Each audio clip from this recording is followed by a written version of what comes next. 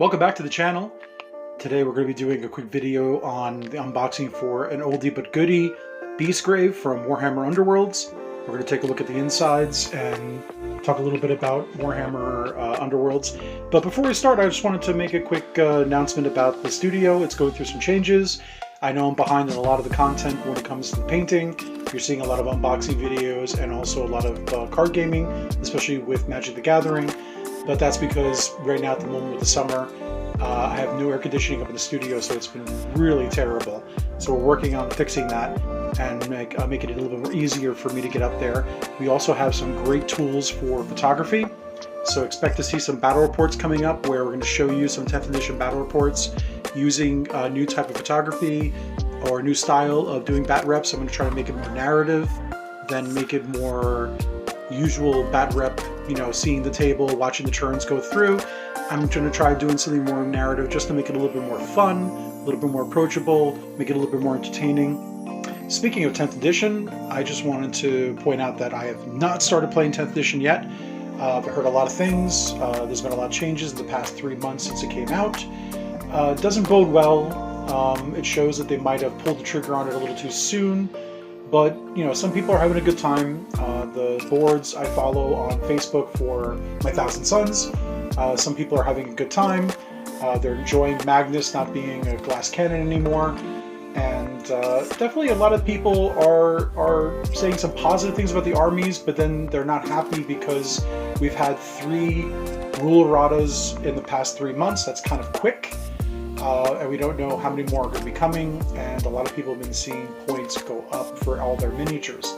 So that could also be very, disconcerting, very, pull the wind out of your sails. But we're still going to do it. I'm going to set up some armies, and we're going to definitely get into some 10th edition. All right, let's start off by talking about Games Workshop and packaging. Unlike some other companies, Games Workshop actually puts some good packaging thought into some of the smaller products like this. The packaging is excellent. The tokens are wrapped up with the board, and the tokens are made with a really good thick quality stock of card, and they pop out very easily. They can pop back in if you want. They don't have any peel or very little peel, and the boards themselves also have very little peel, unlike my experience with Kill Teams and their larger boards. And when you place everything out on the table, it actually looks really amazing. Now, I do love clever packaging and when it's well thought out.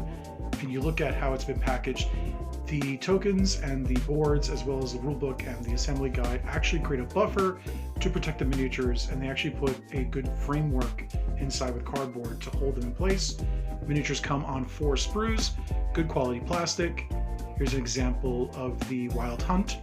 Now, they don't have a lot of small pieces on it that can easily snap off. They look fantastic when painted up. Unlike other war bands that have a lot of filigree and wrappings and ribbons coming off of them, you have to be careful when you're snapping together. Beastmen like orcs and ogres and other things like that, dwarves, actually come together really well. They snap together really well. You don't have to worry about anything bending or coming out of place, and also these guys look amazing put together and snapped together. One of the best benefits of this game is that it's not just a miniature game or a skirmish game, but it's also a deck building game.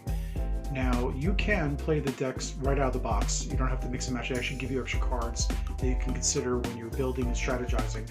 But a lot of the war bands share similar traits, so some of the cards can mix, match, and come together. You get all of your dice that come in the box in one place. And then, of course, naturally, you get a lot of bags. I love bags. I don't use all of them, but I do keep them for other things. And then finally, you got this insert. If you guys scan the barcode wherever you get, congratulations. But I do like this little mini poster. Don't know why I turned it sideways, but I will probably frame it and put it up on my wall. It looks good. Now, a lot of Games Workshop boxes will have on the inside sleeve or the inside box images of the miniatures painted and what they look like in their respective war bands. They don't do this on this box, but the back is really well thought out, really placed well. It shows you everything, what it looks like, what it's painted, all the pieces together. It's actually a very, very good product. I was very, very happy with it. I do like this packaging.